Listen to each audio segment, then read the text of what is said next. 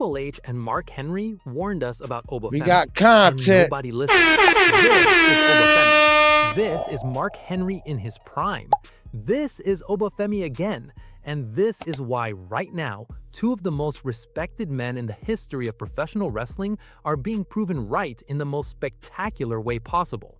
Triple H, the man who rebuilt WWE from the ground up, who has seen thousands of wrestlers walk through the Performance Center doors, looked at this kid and said one of the most...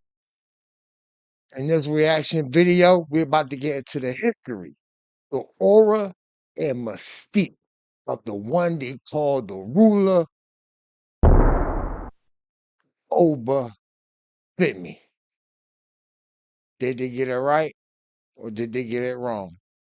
See the title? You see the thumbnail? Let's get into this reaction video. Comment, like, and subscribe. Hit the notification bell. most calm, confident people that I have ever walked up to and spoken to. Cool, just as cool as could humanly be walking into a stadium of 55,000 people. That was the PC. We just saw a That's when he was in changing of the PC. guard. I can't say it enough. A changing of the guard. Mark Henry, the world's strongest man, a Hall of Famer who spent 20 years studying what real physical dominance looks like, took one look at Oba Femi and said he'd hand over his most iconic finishing move, the world's strongest slam, the world's strongest to exactly slam, one person bro. live. Not I Roman don't Reigns. know though. I don't know. Can y'all picture Oba Femi doing the world's strongest slam? That joint be trash, bro. I ain't gonna lie. That joint be low-key ass. I ain't gonna lie. Like, it's not that impactful, bro. That's like for a signature. That's like a setup move.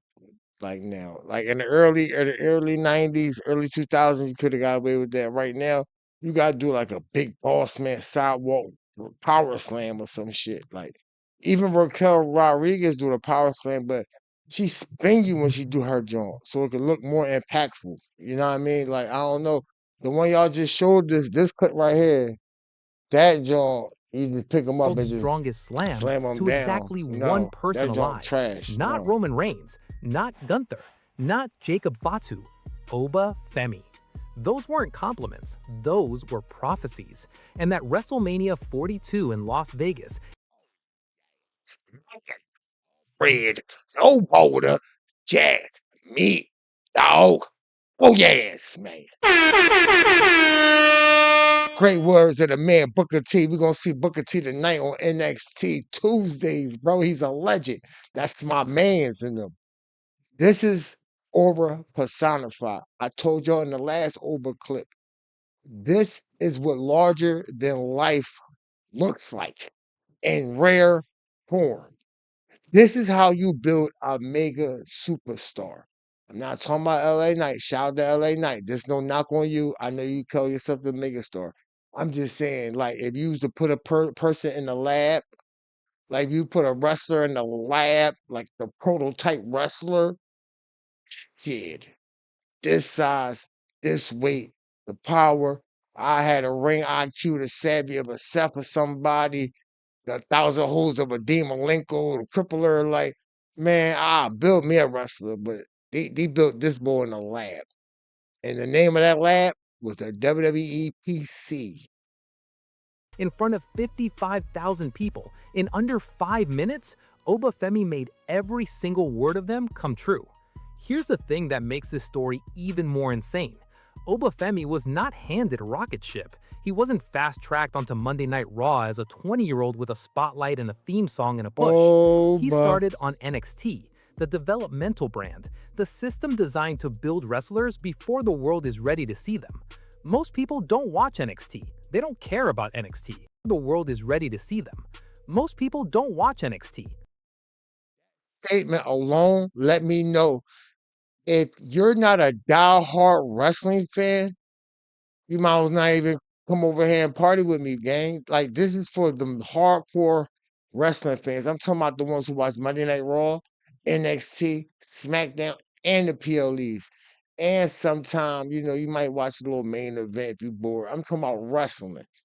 You might sneak over to AEW once in a while. You might sneak over to TNA to see what's cooking over there once in a while. You might even go on your indie scene, because shout out to all my indie wrestlers, bro. Well, come on, bro. If you just one of them guys, a casual wrestling fan, I just want to know Roman Reigns. You're a sucker, bro. You only riding the bandwagon because you think it's hype right now. You like the dude or the person who, oh, the new Jordans come on, I got to have those. Like, you just follow. You just a follower. This is for elite, hardcore wrestling fans who can tell you from back in the day until now. You talking about them wrestling fans who buy merch. And even if you don't buy the merch, you watch the shows. You do your homework. You know your wrestlers. You know where they came from. You know their background. You know their signature move. You know what they do and won't do. We're not talking about the ones who, the Cody Crybabies and the Roman Reigns OTC bandwagon hoppers now, because y'all wasn't around in 15. Y'all wasn't rocking with him when he had the vest on. He was a big dog. He was the Shield member. Daniel Bryan was right. Fickle fans, bro. They don't care about NXT.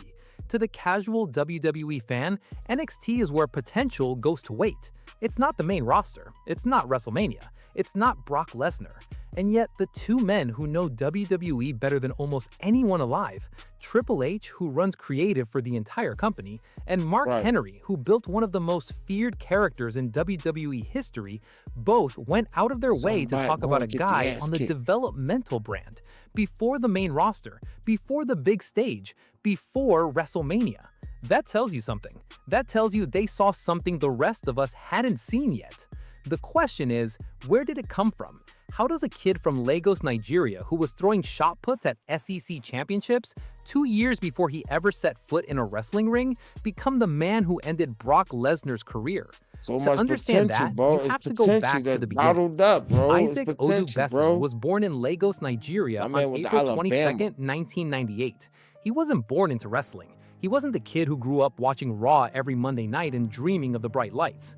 Well, actually, he was, but he also had a life outside of that dream. He was an athlete, a real one. He threw shot put. He competed at the University of Lagos, where he won 10 medals at the Nigerian University Games in his freshman year alone. Then he transferred to the University of Alabama, where he went on to win the SEC Indoor Track and Field Championships 2 years Okay, in a row. Oba. Let He that got some sink in. collegiate The man who background just in it. destroyed Brock Lesnar at WrestleMania 42 was an SEC champion shot putter.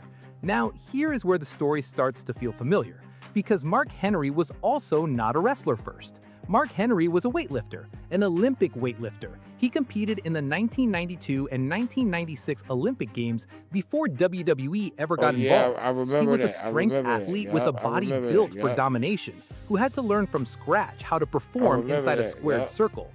Both men came from completely different athletic worlds. Both carried elite physical tools into a brand new environment where talent doesn't get you anywhere. And both started, and this is the part the highlight packages skip, by losing. Oba Femi's first professional match? A loss. His second match? It's because they had Mark Henry as the strongest man in the world. He was even in the strongest man world. I'm getting tongue tied. He was even in the strongest man competition. He was in the strongest man competition. At first, I thought they was lying. Like, man, they lying. I had to do my homework. That was really a real thing. He really was in the strongest man competition. He is projected one of the strongest men in the world. Mark Henry. From the Nation of Domination. To his singles competition run with his theme song. Somebody's going to get the ass kicked. Somebody's going to get the ass kicked. That was that shit. I call him the silverback. That's the silverback. Do your homework on a silverback. A loss. His team match right after that, also a loss. The man who demolished Brock Lesnar began a career with a losing streak on NXT Level Up, a show so far down the card that most hardcore fans have never seen a full episode. Mark Henry in his early WWE years was misused, miscast, and reduced to storylines that had nothing to do with his extraordinary physical gifts. He lost, he struggled, he was almost written off entirely. Neither man let it stop them, because what both men carried that couldn't be coached, what Triple H could spot in one conversation. Bro, that is that Bo Dallas trying to eliminate Mark Henry? Yes, it is.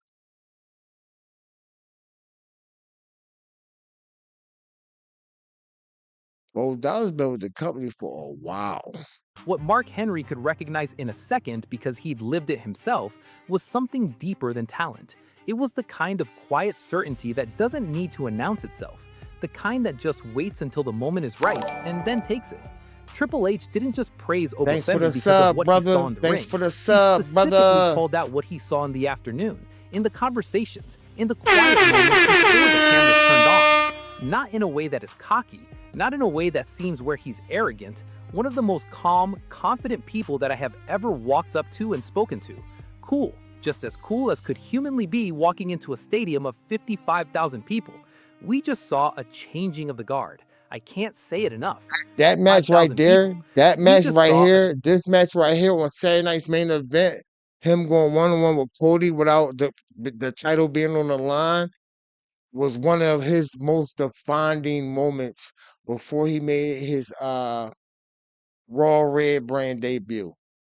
Um, this when he just lost. No, he relinquished the NXT title. He lost it first to Ricky Saints. He got it back from him, and then he had, I think, one or two more title defenses, and then he dropped it. He relinquished it, and then remember he was backstage on one segment, and him and Kobe was face to face, and he was like, "It'd be an honor to take you on," and here and there, and but yeah, this right here propelled his red band debut on Raw, and he ain't looked back.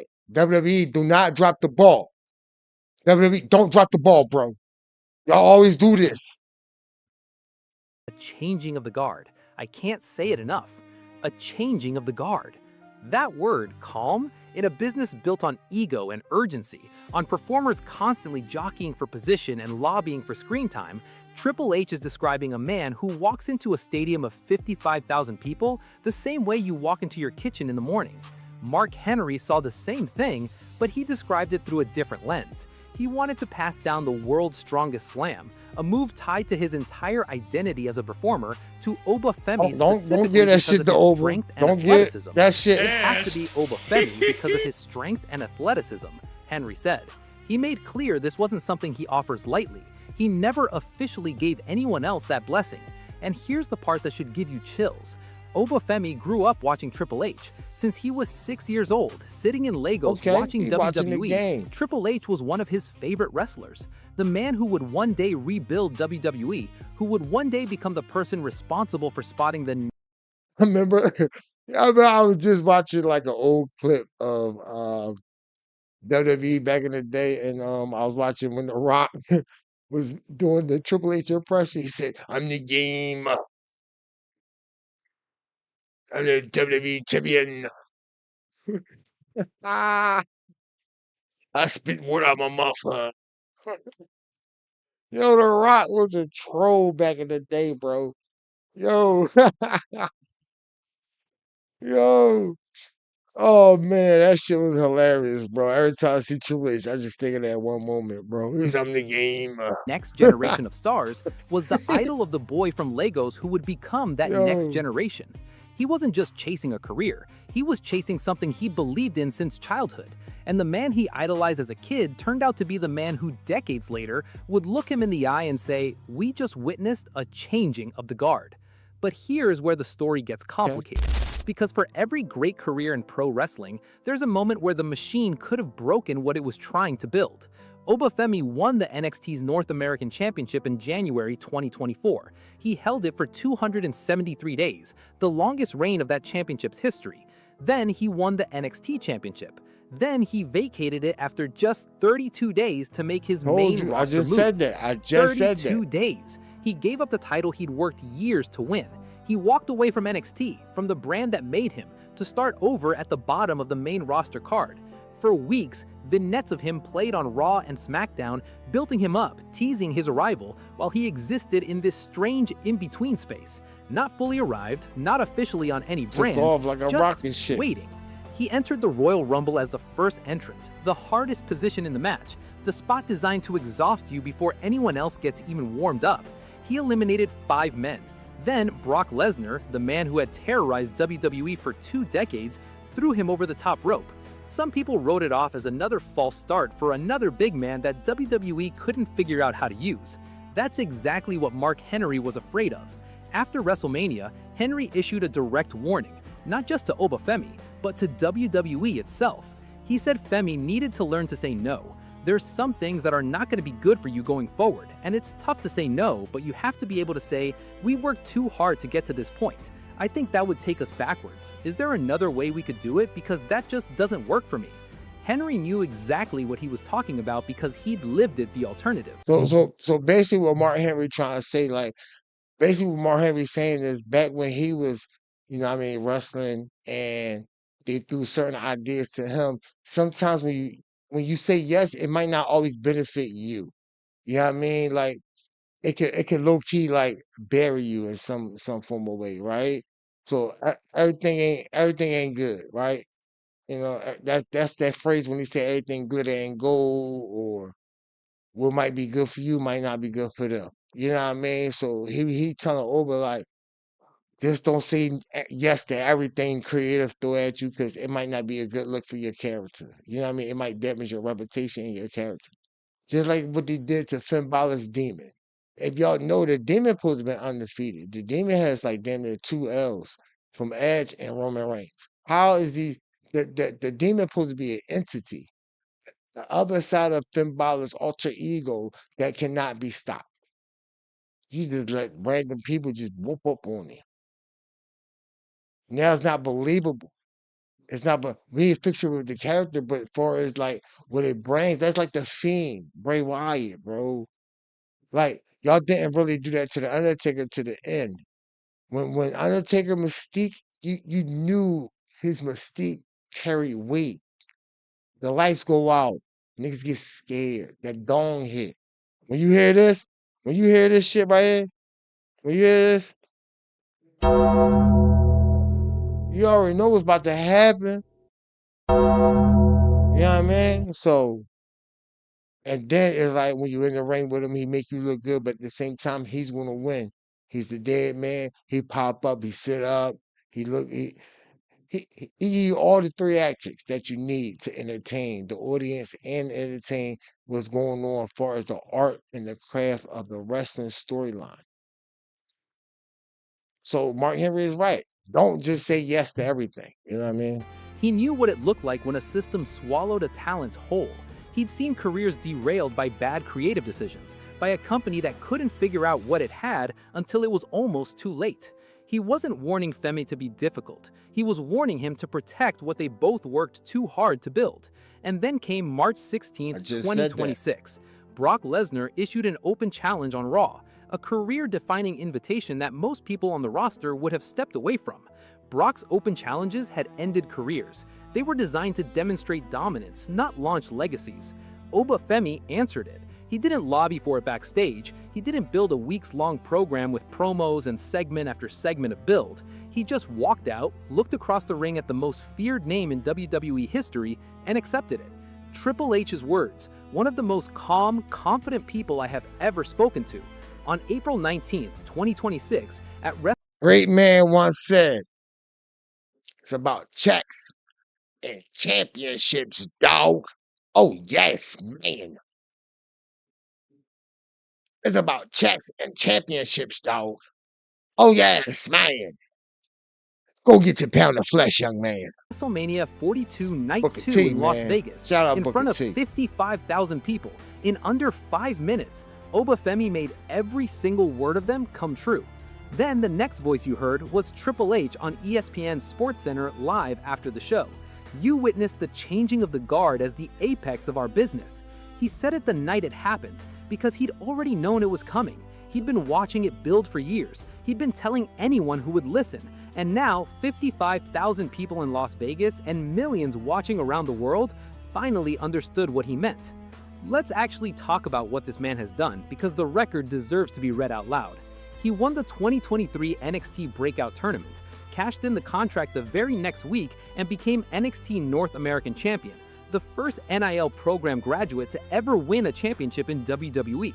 Held that title for 773 days, the longest reign of that championship's history. Lost the title, took a brief hiatus, came back, won the Iron Survivor Challenge at NXT Deadline, became NXT Champion at New Year's Eve 2025, named NXT Male Superstar of the Year. His matches won NXT Match of the Year awards in both 2024 and 2025. He was ranked number 14 in the PWI 500, the most respected annual ranking in professional wrestling. Then he vacated the NXT title, entered the Royal Rumble at number 1, eliminated 5 men, and got thrown out by Brock Lesnar.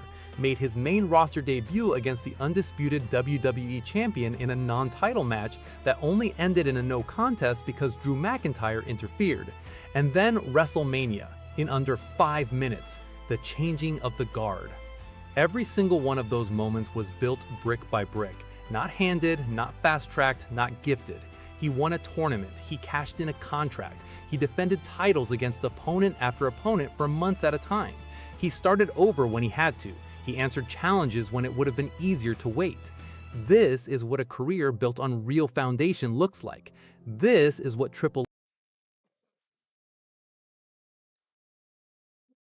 NXT. If you don't watch NXT,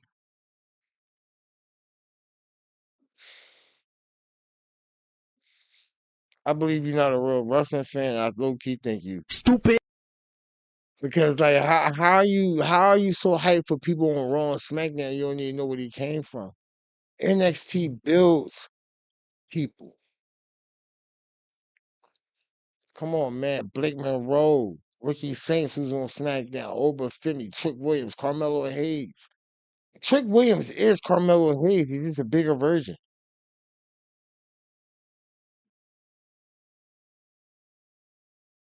Like, come on, man. We got Jada Parker down there, Kelly Armstrong, Thea Hale, man. We got Birthright. Come on, man. We got Kenny Stacks, Lorenzo, Charlie Dempsey, Lexus Kane. Pick the trainer wheels off. Them young bulls elite. They are some elite talent down there. At times, NXT be better than the damn main roster. To be honest with you, sometimes. I'd say most of the time. It's more juicier. It's more entertaining a little bit. It's more chaos. You never know what's going to happen. You never who's going to come through the back door. You don't know about NXT. Give it a shot, bro. Now Evolve, I understand. That's on Tubi. I understand it's a little slow. It's real slow. A lot of them are from the WWE ID program, LFG, so you don't really know kids. That's why I say watch NXT because they coming through that back door. Do your homework on the back door. That means anytime anybody could come in NXT. Mike Santana, TNA. How you think we got Joe Hendry? He was on NXT first. Um, the Rascals. You know what I mean? Motherfucking Moose. Shit. Man, it's so many motherfucking the Elegance brand from TNA. Sh- Sade Shade, who used to be Jakara Jackson. Like, come on, man. Watch NXT, bro. H saw in those quiet afternoon conversations. This is what Mark Henry recognized from the first time he watched him move, a man who does not operate on anyone else's timeline. There is one detail in this story that doesn't get nearly enough attention. Oba Femi is 27 years old. He's a 310-pound, 6'6" physical specimen who just retired Brock Lesnar on the biggest stage in wrestling history. His phone has been ringing. His value has never been higher. The money is real and the offers are serious. He chose to do this the right way. He came from Lagos, went to university in Nigeria, transferred to Alabama, won SEC championships, signed with WWE through a development program, reported to the Performance Center, lost his first several matches, worked his way through NXT Level Up, NXT, won a breakout tournament, held titles, vacated titles, entered the Royal Rumble at number 1, and waited for his moment. His ring name, Oba, means king in Yoruba. He carries his heritage on the nameplate. He is not Isaac Udug Besson pretending to be something else. He is a Nigerian king representing say? something. He said what? Oba means what? He carried it for his moment. His ring name, Oba, means king in Yoruba. He carries his heritage on the nameplate. He is not Isaac Udug Besson pretending to be something else. He is a Nigerian king representing something larger than a championship title. Mark Henry understood that from the beginning. When Henry says he wants to pass from now on, I'm calling him King Femi. King Femi. The ruler of all the nations. The ruler of the islands, man.